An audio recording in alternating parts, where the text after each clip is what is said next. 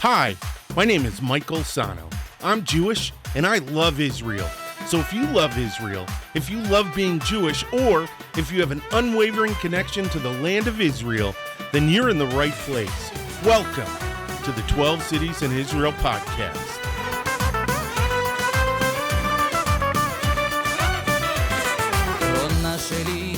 Shalom, shalom, shalom. Hey, what's going on? What's going on? What's going on? My name is Michael Sahno, and welcome to the 12 Cities in Israel podcast, the only positive podcast about the state of Israel.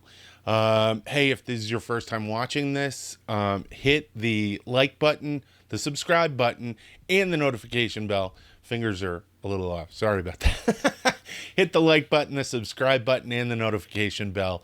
If you want to take this with you, you can find us and download us on SoundCloud, iTunes, Google Play, Stitcher, TuneIn, and on Spotify. Okay, for those of you who aren't watching, I was counting off 1, 2, and I was a digit behind. But hey, we're back on track. So, all right, hey, welcome to the show. This is going to be a very, very interesting episode, cool episode. Might be frustrating because some parts of the story are a little bit frustrating. But basically what this episode is it's about the road to Zionism and the declarations, treaties, and mandates that were put into place that eventually led to the Zionist dream being fulfilled and the state of Israel being established. So one of the things that's really important is I have to preface a lot of this by I found something on the State of Israel's archives website, and it's really interesting because it frames what self-determination is, not just for the Jews, but for other indigenous groups that are there. And I know I'm going to catch some flack for that. But, you know, the land was bought by the Jewish National Fund from, you know, Arab individuals, Arab families who had lived there for, you know, some of them for hundreds of years. So what I want to do is I want to put this out there, and it's a note in the information that they give when they're talking about the old treatises and the old dictates from Ottoman era Palestine. We'll call it Palestine. So Palestine referred at the time to a geographic region that included the historical land of Israel without any clearly defined ethnic or political connotations. At the time, Palestinians referred to both Jews and Arabs residing in the land. So that's really important because you had a couple of things. You had the Haifa district, which was in the north, and that went all over to the Galilee, and I think stretched out towards the Golan, and that and the Jerusalem district, which covered not only Jerusalem, but stretched out into what is Hebron, Bethlehem, and Hebron, and a lot of those places in Judea and Samaria, all the way down to Beersheba, which was also part of the Jerusalem district. And these were Ottoman districts, governance districts, and basically they were municipal districts within the Ottoman Empire. So what I'm stating is that Palestinians, according to, and I'm not trying to get into that whole, you know, balagan that is the argument over who is Palestinian and who is, you know, okay, whatever. What I'm trying to say is that according to the Ottoman Empire, Palestinians were both Jews and Arabs. They were individuals who lived within this larger district. So, with that in mind, okay, And I want to preface that because I'm going to mention Palestine a number of times. I'm going to mention Palestinian maybe a time or two.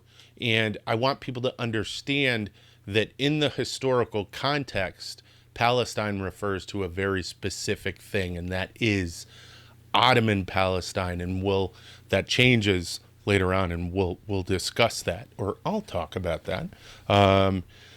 So we have, since we're talking about the Ottoman Empire, it's a wow, that I just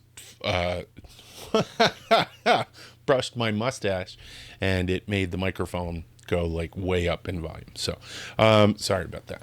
So when we're talking about pre-state Israel, and we're talking about the road to Zionism and the steps that were taken in order to make this happen, there are a couple of things we have to discuss, and one of them is, of course, the Ottoman Empire. The Ottoman Empire ruled that region. Literally, they were an empire, so they ruled that region. They were dictators, but I don't know, in the sense that they dictated, and that was the decree. That's what the rule or the law was.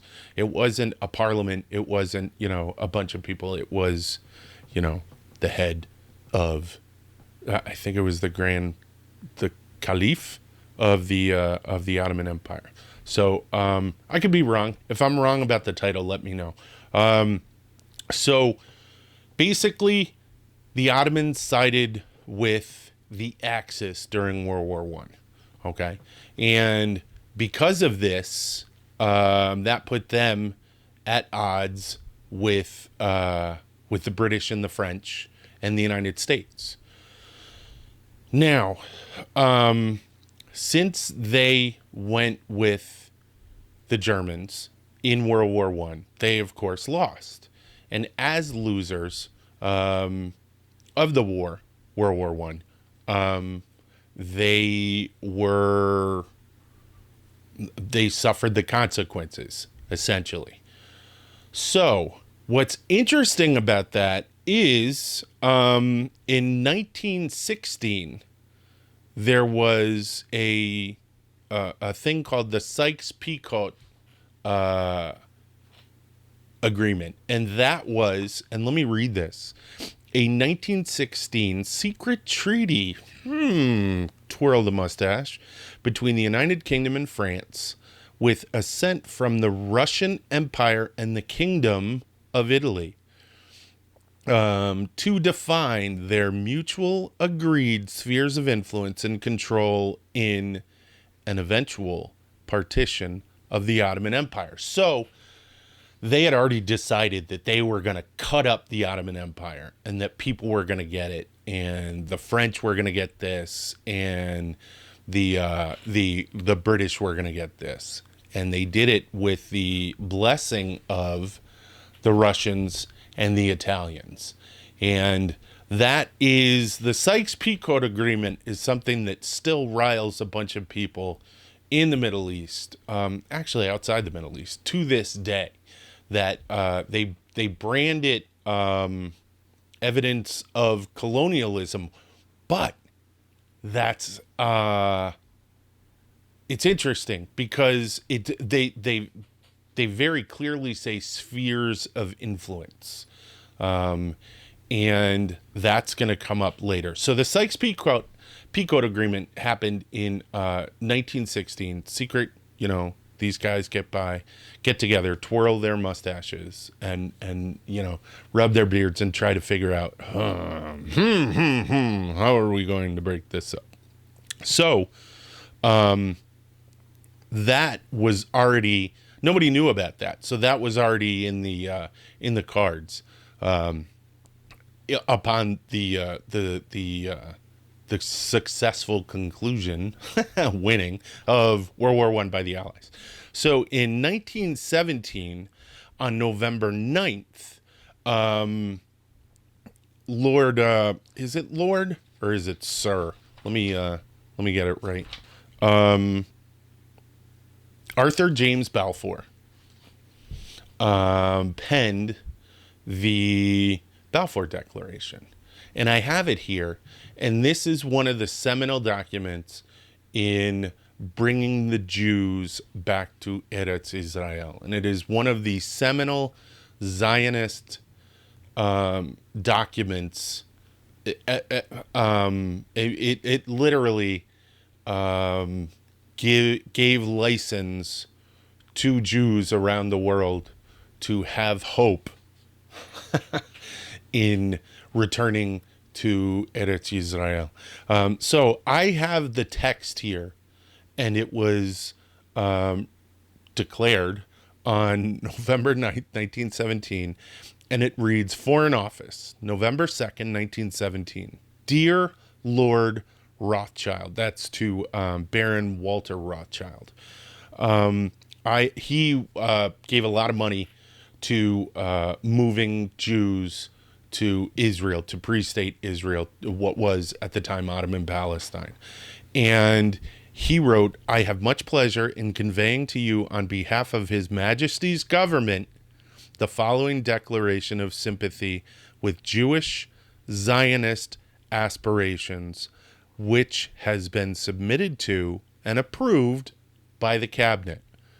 His Majesty's government view with favor the establishment in Palestine of a national home for the Jewish people and will use their best endeavors to facilitate the achievement of this object, it being clearly understood that nothing shall be done which may prejudice the civil and religious rights of existing non-Jewish communities in Palestine or the rights and political status enjoyed by Jews in any other country. I should be grateful if you would bring this declaration to the knowledge of the Zionist Federation. Yours, Arthur James Balfour. So that was it. That was the big boom. That was the mic drop that made the establishment of the state of Israel an actual real possibility. So you have to understand, Theodore Herzl, the founder of the World Zionist Congress, and the author of The Jewish State. He had been pushing, and he'd been trying, actually prior to World War I, he had been trying to get Germany and the monarch, the king of Germany, to I think it was the Kaiser. And darn, I was going to look this up, if that was actually his title. The Kaiser to support them and to support Zionism and moving Jews to Israel with the hope of ensuring that they could, self-determine and make their own country. That, of course, didn't pan out, and he wound up moving his efforts towards Britain. And as a result, we got the Balfour Declaration. Now, next in this list, so the Balfour Declaration comes out. Sorry, I just had a sip of coffee. So I know this is a little dry, but a lot of this information is really super important. Peter, that coffee was for you. You're a rock star. A lot of this information is really important because it gives background into how it happened. A lot of people think that, the Holocaust happened and that's why there's a Jewish state. And that is the biggest, one of the biggest, not lies, but misconceptions. Yeah, we'll say that. It's a very big misconception that because of the Shoah, because of the Holocaust, that Jews were given a state out of sympathy. They weren't. Jews worked hard. Jews lobbied. Jews worked their butts off through the political process, Theodore Herzl being one that I spoke about, and Rothschild, of course, being another one. And just tons of people were oh my gosh, logging so many miles, going back and forth. They went to Turkey to try to get the I think it was the Sultan. I'm really bad with titles. Can you tell? But to get the head of the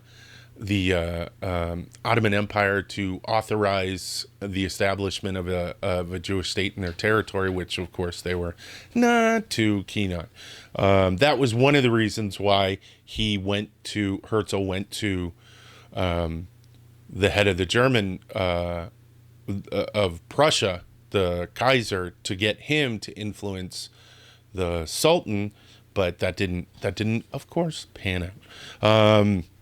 We went down a different road, which leads to the next big document, because that's what this is about. This is what I'm talking about in this episode. I'm talking about agreements, documents, declarations, and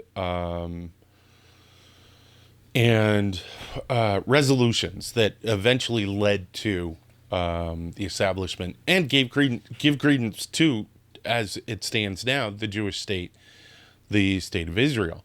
So the next one is the League of Nations mandate for British mandate for Palestine. So this is really interesting. So that's where we go back to the Sykes-Picot Agreement. So there was a family, and it is on the tip of my tongue, and it is the family that runs Jordan right now. But so the Sykes-Picot said the French are going to take this and the British are going to take this. Well, the French wound up taking Syria and Lebanon, and that was where they had their big influence. Turkey was left self-determination. It could become its own Turkish state. And that was mandate France. There was a French mandate. But mandate Britain was all of Palestine. And Palestine went into what is now present-day Jordan. And the king of Jordan, that family, he had a bunch of brothers, and there was going to be one of his brothers was going to be the king of Lebanon, and the other one was going to be the king of Syria, and that didn't work out. The only one that still survived in that family is the current king of Jordan and Hashemite kingdom. The Hashemite kingdom might be the Hashemites. I don't know. But so the mandate was given according to Article 22 of the Covenant, and this part's important, of the League of Nations of June 28, 1919, which referred to the creation of mandate territories, which were given over to be administered by European powers. All right, so at the end of World War I, since they did so much damage, and the European powers decided that they were going to take their land, and they were going to govern it. Now I'm going to tell you how. So though most mandates were given to countries such as Britain and France, which possess considerable colonial empires, that's important, the Covenant made the clear distinction that a mandate territory was not a colony. So these mandates, and a lot of people don't know about this. They talk about British colonialism and they talk about Jewish colonialism in Israel. And the mandate specifically said, and French colonialism for taking over Lebanon and Syria. But these weren't, the intention of Article 22 was not to establish colonies for these European countries, but to establish some type of control so that these lands, these mandates, these geographic areas could eventually become self-determined countries of the people who live there. This is why Jews worldwide saw this as an amazing opportunity. Oh my gosh. It's almost as if, and it's not like they said, wait a minute, there's an empty space in Israel, let's go ahead and fill it. They went, oh my gosh, Israel is there for us. We can return to Israel because it's being held by the mandate. Whether you agree with that or not, hey, it's I don't want to say it's not relevant, but it's not, it doesn't do anything to advance what has happened. It's important to learn why it happened. It's important to learn how it happened. And it is what it is. You know what I mean?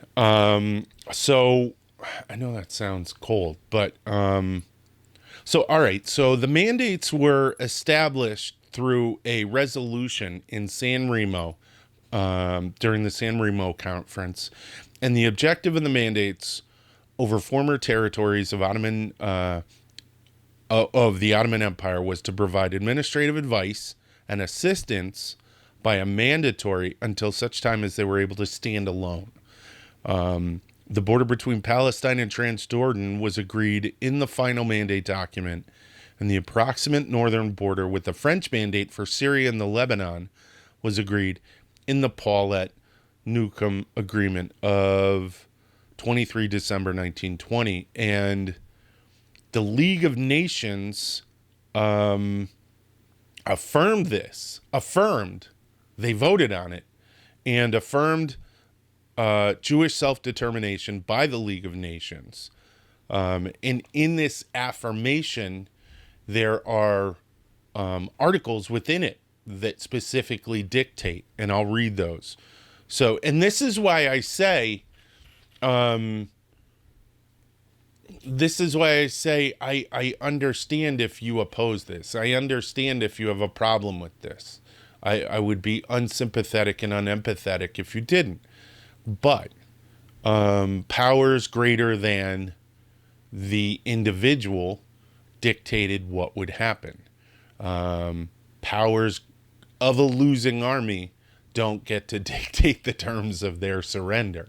The winner basically does. And this was just one aspect.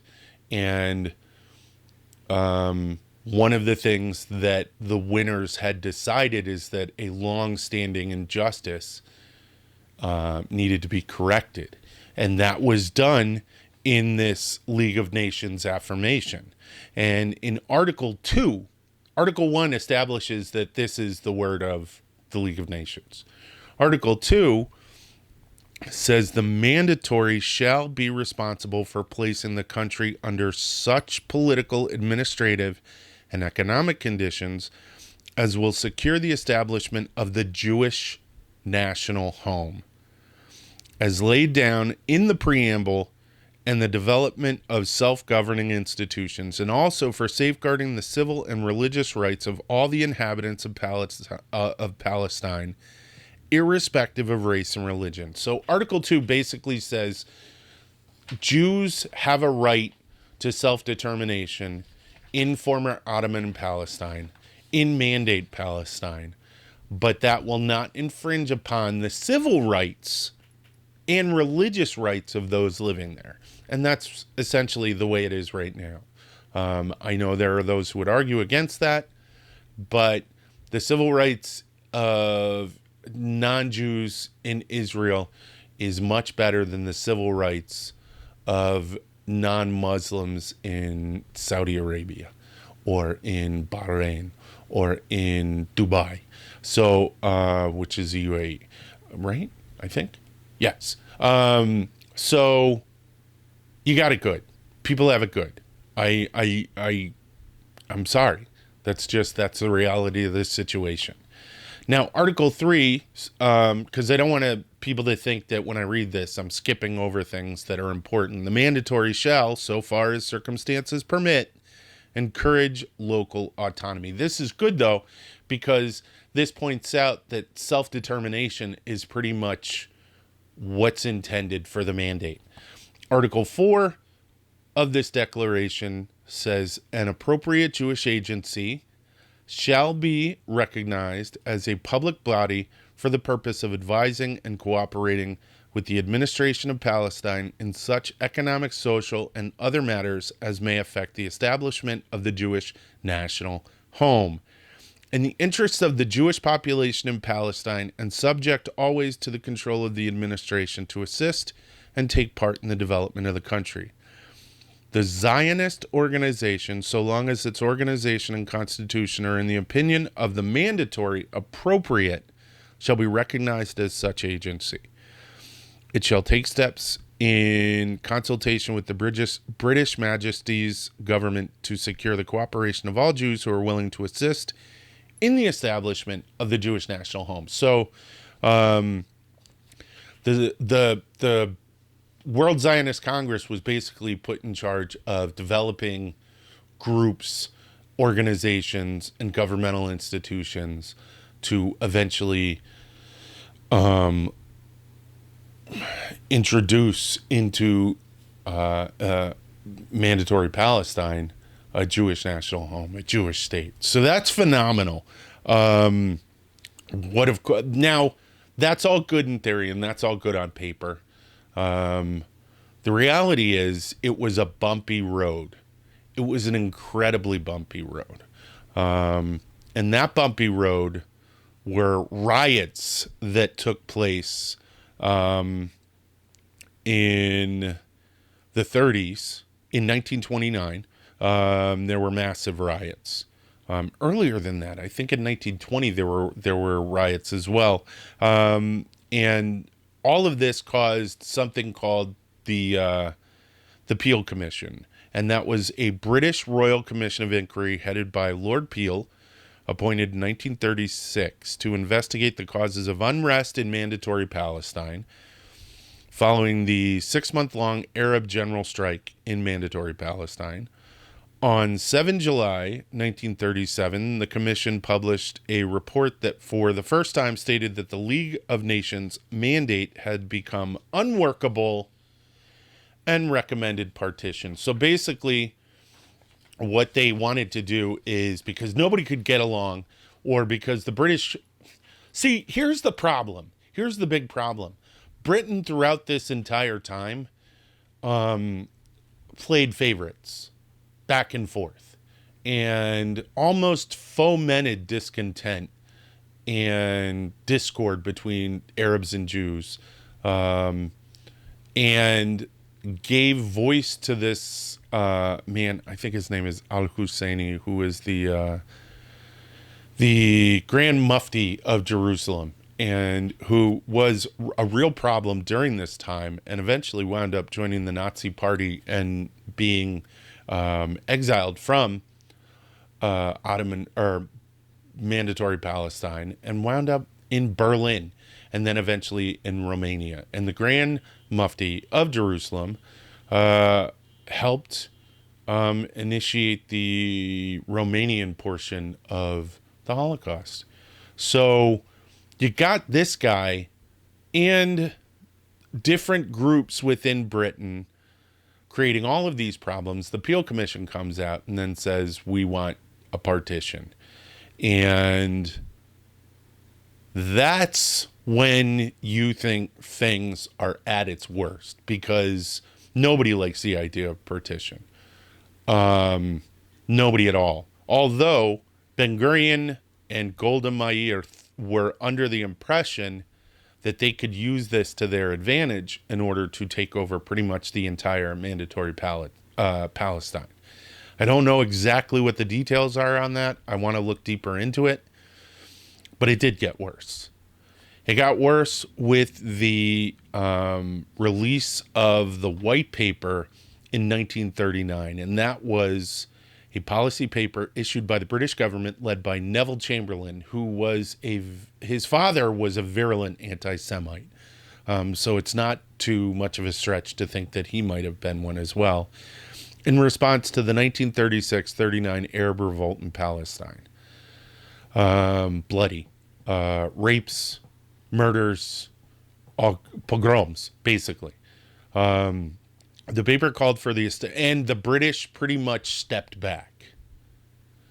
The paper called for the establishment of a Jewish national home in an independent Palestinian state within 10 years, rejecting the Peel Commission's idea of partitioning Palestine. It also limited Jewish immigration to 75,000 people for 5 years, and ruled that further immigration would then be determined by the Arab majority. And Jews were restricted from buying Arab land in all but 5% of the mandate. So basically, Jewish immigration was halted. So the white paper came out, and Jewish immigration was halted. This, of course, led to Lehi and Avraham Stern deciding that he couldn't stomach this. And the Stern gang and retaliations against the Arab communities, some really bad atrocities. But they were pushed. They were pushed to their limit, where they saw these people saw violence as the only way. The only way. They were told that they could have a state, and then they were told that, basically that they couldn't. Well, not that they couldn't have a state, but that they could have a state, but the dictates would be, the dictates would be given by their Arab neighbors who had consistently for the previous 6 years, engaged in pogroms against them. That led to retaliatory attacks, and it just became balagan, a mess, until independence in 1948. And wow, that is the story, the convoluted story. That's the convoluted story of how basically all of these mandates, declarations, and commissions and reports led to the eventual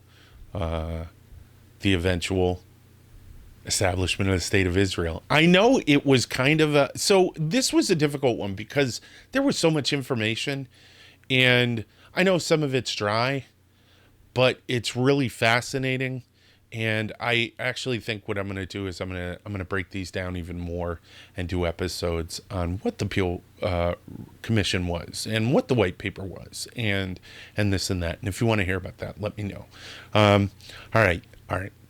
That's it. All right, that's it for this episode. Thank you so much for watching. I really appreciate it. If you like this, hit the like button, hit the subscribe button, hit the notification bell. If you want to take us with you, you can find us on SoundCloud, iTunes, Google Play, Stitcher, TuneIn, and Spotify. You can download it at any one of those places and take it with you. We have our 12 Cities in Israel flashcards coming out soon. I'm finishing up the editing. It is a really fun video. It's really kind of neat. It's a little salesy, but I'm trying to get investors. If you would like to be an investor in our 12 Cities in Israel flashcard set, I'm releasing the video on Kickstarter and starting a Kickstarter campaign, and you can be a part of that. We'd really love it. It would really help us. We want to teach people Hebrew. We think the quickest way to embrace the culture of Israel is through the modern Hebrew language. Help us teach people modern Hebrew and become an investor in the 12 Cities in Israel flashcard system. All right, that's it, guys. Thanks a lot. תודה רבה, להתראות ויאללה ביי.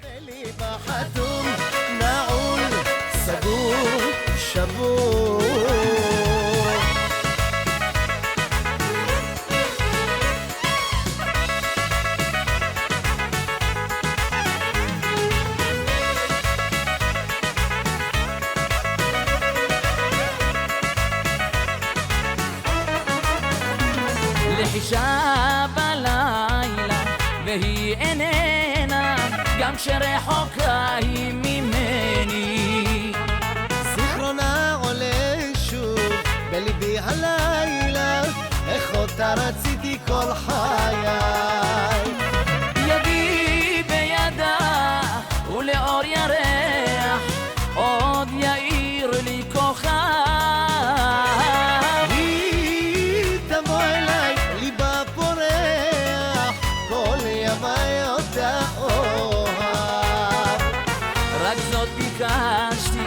בידה אחזתי, היא כמו חלום שלא נגמר רק זאת שאלתי, שליבי נתתי הושעתי לפרח אני שר. רק זאת שאלתי, שליבי נתתי, הושעתי לפרח אני שר.